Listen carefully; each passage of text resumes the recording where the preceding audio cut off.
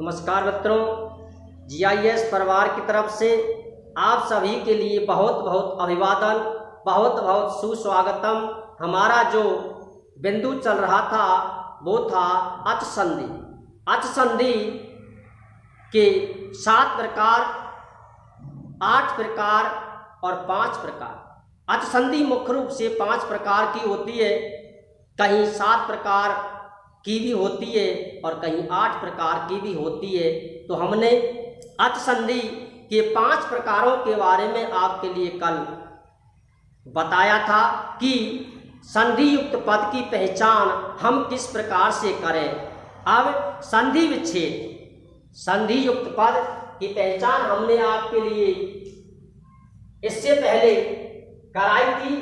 अब संधि विच्छेद की पहचान या संधि विच्छेद से हम युक्त पद किस प्रकार से करें, इसी का वर्णन हम आपके लिए प्रत्येक संधि का अलग अलग ढंग से कराते हैं। सबसे पहले आती है दीर्घ संधि।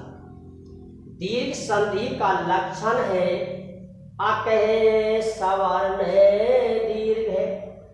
अक है, अक वर्ण, अक वर्णों की जो संख्या है ए, ई, ओ और ऋ, ये अक वर्ण है। अक वर्ण है ए, ई, ओ और ऋ। अक है, सवर्ण, दीर्घ। अक के बाद यदि अक के बाद सवर्ण माने होता है समान। यदि अक वर्ण के बाद समान वर्ण दिया हो तो उस स्थान पर दीर्घ संधि होती है। कौन सी संधि होती है? दीर्घ संधि। समान वर्ण यानी प्लस से पहले और प्लस के बाद, पहले पद का अंतिम वर्ण और दूसरे पद का पहला वर्ण। नंबर 1 अंतिम वर्ण प्लस पहला वर्ण। किसका? पद का।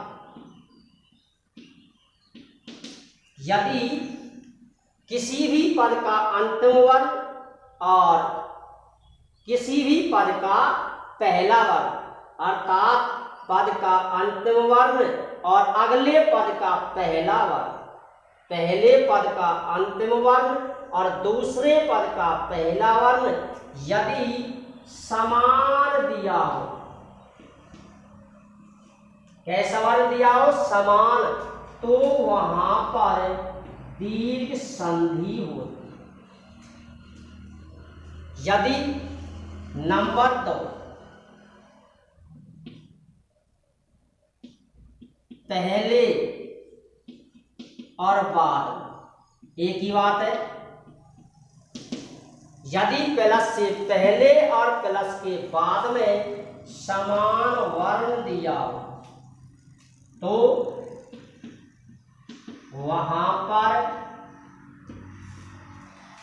दीर्घ संधि होती है। पहले पद का अंतिम वर्ण और दूसरे पद का पहला वर्ण, यदि ये दोनों वर्ण समान हो तो वहां पर दीर्घ संधि होती है। प्लस से पहले वाला वर्ण और प्लस के बाद वाला वर्ण यदि समान वर्ण हो तो वहां पर दीर्घ संधि होती है। नियम अलग अलग लेकिन दोनों नियम समान है। दोनों नियमों का जो अर्थ है वो दोनों ही नियमों का अर्थ समान है। इसके बाद हम देखते हैं कि समान वर्ण, समान वर्ण कौन कौन से हैं? ए, का समान है आ। ए प्लस आ बराबर आ। ए प्लस ए बराबर आ। ई प्लस ई, ये दोनों वर्ण समान है, बराबर ई। ई बड़ी ई प्लस बड़ी ई बराबर ई। यानी दोनों पक्षों में प्लस से पहले वाले पक्ष में और प्लस के बाद वाले पक्ष में यदि समान वर्ण हो तो वहां पर दीर्घ संधि होती है। ए का समान है आ, ए का समान है आ, ई का समान है ई, और इसी प्रकार से ऊ का समान भी ऊ है।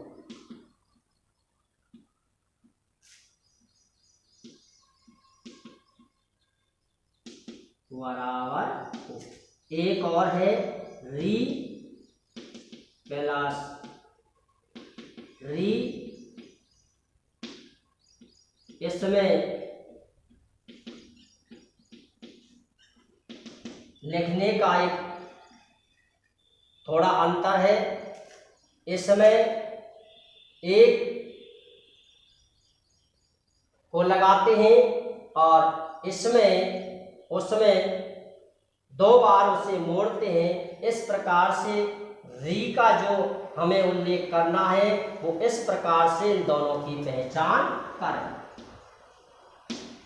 ये ए का समान आ, ई का समान ई, ओ का समान ओ और री का समान री।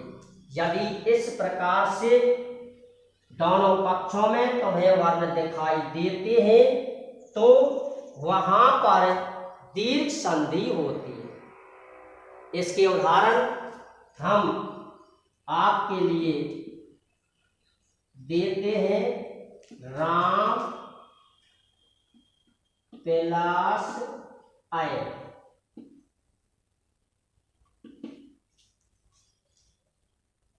प्लस से पहले और प्लस के बाद पहले पद का अंतिम वर्ण और दूसरे पद का पहला।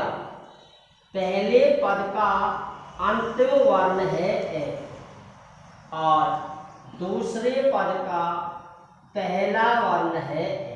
ये दोनों ही वर्ण समान वर्ण है। समान वर्ण होने के कारण इस उदाहरण में इस पद में दीर्घ संधि है। ए प्लस ए बराबर आ। तो क्या हुआ? रामा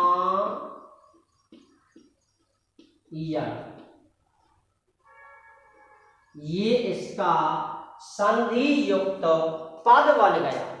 संधि विच्छेद महर्षि पाणिनि ने जो संधि का लक्षण दिया है वो संधि विच्छेद का लक्षण दिया है। संधि विच्छेद से संधि युक्त पद बनाने का नियम उन्होंने दिया है। संधि युक्त पद से हमें संधि विच्छेद भी करना है। इसका नियम, इसका तरीका हमने आपके लिए पहले करा दिया है, लेकिन एक बार हम आपके लिए फिर भी बताएंगे। इसका उदाहरण नंबर 1, उदाहरण नंबर 2। सीधा सती प्लस ईश। पहले पद का अंतिम वर्ण ई, दूसरे पद का पहला वर्ण ई। ये दोनों वर्ण समान वर्ण है। ये दोनों वर्ण कैसे वर्ण है? समान। ये दोनों वर्ण मिलकर दीर्घ वर्ण में परिवर्तित हो जाते हैं। ये जो परिवर्तन होता है संधि में जो परिवर्तन होता है, एक वर्ण का दूसरे वर्ण में जो परिवर्तन होता है वो कई प्रकार से होता है। मित्रवत आदेशा, मित्रवत आगमा, शत्रुवत आदेशा, मित्रवत आगमा, शत्रुवत आदेशा। आगम मित्र के समान आता है और शत्रु आदेश के समान आता है। शत्रु कहीं भी, कहीं पर भी प्रेम की भाषा का प्रयोग नहीं करता है, मित्र सदैव प्रेम की भाषा का प्रयोग करता है। उसी प्रकार से संधि में जो परिवर्तन किया जाता है, आगम, आदेश और एक आदेश। आगम वर्ण में जब परिवर्तन होता है तो अगला वर्ण मित्रता पूर्वक उनके स्थान पर अपना स्थान लेता है। लेकिन जब आदेश होता है, एक वर्ण जब दूसरे वर्ण में बदलता है तो आदेश होता है, और आदेश जबरदस्ती से होता है। आदेश तो आदेश होता है, ऑर्डर इज ऑर्डर। इसलिए ये जो परिवर्तन है, ये आगम है, ये प्रेम से छोटा भाई बड़े भाई के स्थान पर चला जाता है। यानी किसी भी जगह पर यदि दो भाइयों का कोई भी काम यदि पड़ता है तो छोटा अपने बड़े भाई को अधिकार दे देता है। इसी क्रम में ये आगम होता है। सती प्लस ईश बराबर इसका युक्त पद हुआ सती। नंबर 3 सो प्लस उक्ति। उ प्लस ओ, दोनों वर्ण कैसे हैं? समान वर्ण है। समान वर्ण होने के कारण दीर्घादेश होता है, यानी दीर्घ वर्ण में बदल जाता है। इसका बना सूक्ति। नंबर 4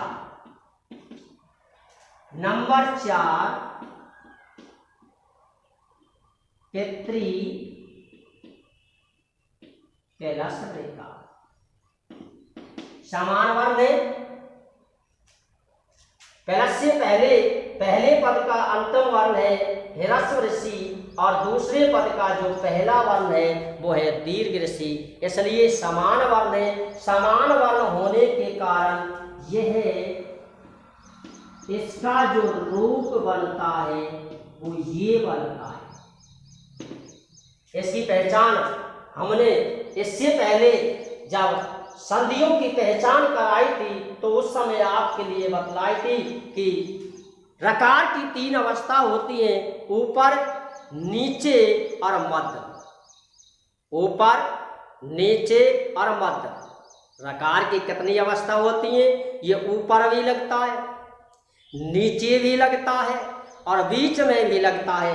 यानी ऊपर यदि दिया हो तो गुण संधि, मध्य में यदि दिया हो तो वहाँ होती है यण संधि, और नीचे यदि दिया हो तो वहाँ होती है दीर्घ संधि। इस प्रकार से संधि विच्छेद के दोनों पक्षों में यदि समान वर्ण दिए हो तो वहाँ पर दीर्घ संधि होती है। दीर्घ संधि से यानी संधि युक्त पद से अब हमें संधि विच्छेद भी करना है। संधि युक्त पद से संधि विच्छेद भी करना है। वो किस प्रकार से करते हैं इसका वर्णन हमने आपके लिए पहले भी करा दिया है, लेकिन फिर भी हम आपके लिए एक बार फिर दिखलाते हैं कि यदि संधि युक्त पद में दीर्घ वर्ण दिया हो, संधि युक्त पद में दीर्घ वर्ण यदि दिया हो और दीर्घ वर्णों की संख्या है 4। दीर्घ वर्णों की संख्या कितनी है? 4। आ, ई, उ, री, यानी आ बड़ा, ओ बड़ी ई और बड़ा ऋषि। ये 4 वर्ण, यदि इन 4 वर्णों की उत्पत्ति अर्थात ये 4 वर्ण यदि संधि युक्त पद में दिए हों तो उस जगह पे हमें जो संधि का नाम लिखना है वो दीर्घ संधि लिखनी है। और संधि विच्छेद जब हमें करना है तो उस दीर्घ वर्ण को हमें समान वर्ण में प्रकट करना है। समान वर्ण में या तो छोटा वर्ण आपको लिखना है या बड़ा वर्ण लिखना है। एक समस्या आती है कि हम छोटा लिखें या बड़ा लिखें। उसको लिखने का तरीका एक सरल तरीका है कि लिखने के बाद, उत्तर देने के बाद आप उसकी हिंदी देखें। हिंदी में यदि वो शब्द सही है तो हमारा उत्तर सही है, किसी भी विद्वान से पूछने की आवश्यकता नहीं। और यदि हिंदी में हमारा शब्द गलत है तो हमारा उत्तर भी 100% गलत होगा। इसलिए दीर्घ वर्ण यदि दी हो तो उस जगह पे दीर्घ संधि का प्रयोग किया जाता है। एक कहावत भी है, किसी ने लिखा है कि आम पर्यो है ईख पे ऊन की रस्सी डार। आम पर्यो है ईख पे ऊन की रस्सी डार। दीघर अपनी छान पे है तेरी नजरों पसार। आम आ, ईख ई, आम पर्यो है ईख पे, ऊन बड़ा रस्सी रे। आम पड़ो है ईख पे ऊन की रस्सी डार। यदि संधि युक्त पद में दीर्घ वर्ण दिया हो आ ई ऊ और ऋषि तो दीघर अपनी छान पे, दीघर माने दीर्घ संधि, हे दीर्घ संधि अपने ऊपर, यानी जो लिखा हुआ शब्द है उसमें आप अपनी नजर घुमा के देखो तो वहाँ दीर्घ संधि दिखाई देती है, अर्थात इन वर्णों का प्रयोग किया जाता है तो वहाँ दीर्घ संधि होती है। आज हम इस दीर्घ संधि को इसी स्थान पर समाप्त करते हैं। जय हिंद, जय भारत।